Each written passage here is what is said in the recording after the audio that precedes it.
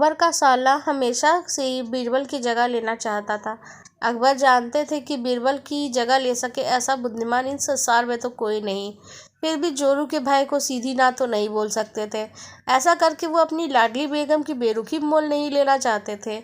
इसलिए उन्होंने अपने साले साहब को एक कोयले से भरी बोरी दे दी और कहा कि जाओ इसे हमारे राज्य के सबसे मक्कार और लालची सेठ दमड़ी लाल को बेच के दिखाओ।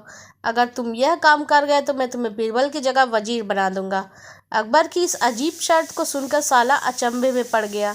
वह कोयले की बोरी लेके चला तो गया, पर उसे पता था वह सेठ किसी की बातों में नहीं आने वाले और ऊपर से उल्टा उसे ही चूना लगा के देगा। हुआ भी यही। सेठ दमड़ीलाल ने कोयले की बोरी के बदले एक ढेला भी देने से इनकार कर दिया।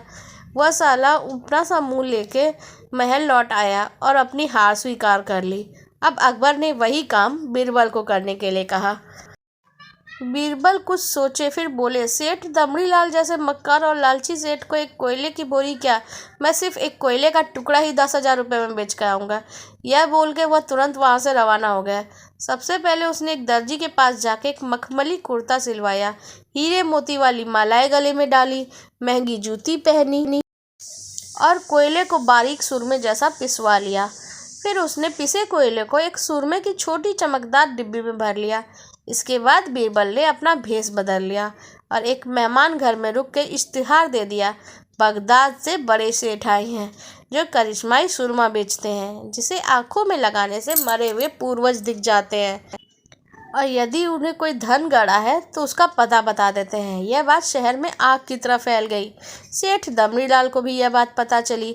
उन्होंने सोचा जरूर उसके पूर्वजों ने कहीं न कहीं धन गड़ा होगा। उसने तुरंत शेख बने बीरबल से संपर्क किया और सुरमे की डिब्बी खरीदने की पेशकश की। शेख ने डिब्बी के 20,000 रुपये मांगे और मोल भाव करते करते 10,000 में बात तय हुई। पर सेठ भी होशियार था। उसने कहा, अभी मैं तुरंत ये सुरमा लगाऊंगा। अगर मुझे ये पूर्वज नहीं दिखे तो मैं वापस पैसे ले लूँगा। बीरबल बोला, आप ऐसा कर सकते हैं, चलिए शहर के चौराहे पे चलिए, वहाँ इसे जांच लीजिए। सुरमे का चमत्कार देखने के लिए भीड़ इकट्ठा हो गई। तब बीरबल ने ऊंची आवाज़ में कहा, ये सेठ अभी ये चमत्कारी सुरमा लगाएंगे और अगर ये उनकी औलाद है जिन्होंने अपने माँ बाप समझते हैं तो इन्हें इनके पूर्वज दिखाई देंगे और गड़े धन के बारे में बताएंगे। लेकिन अगर आपके माँ बाप में से किसी ने बेईमानी की होगी और आप उनकी असल औलाद नहीं होंगे तो आपको कुछ भी नहीं दिखाई देगा। और ऐसा कहते कहते ही बीरबल ने सेठ की आंखों में सुरमा लगा दिया। फिर क्या था, सर खुजाते हुए सेठ ने आंखें खोली। अब दिखना तो कुछ था नहीं, पर सेठ करे भी तो क्या करे। अपनी इज्जत बचाने के लिए सेठ ने 10,000 रुपये बीरबल के हाथ थमा दिए और मुंह फुलाते हुए आगे बढ़ गए।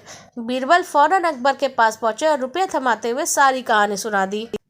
अकबर का साला बिना कुछ कहे अपने घर लौट गया और अकबर बीरबल एक दूसरे को देख के मंद मंद मुस्कुराने लगे। इस किस्से के बाद कभी भी अकबर के साले ने बीरबल का स्थान नहीं मांगा। आपको हमारी कहानी कैसी लगी, चैनल में कमेंट करके ज़रूर बताइए।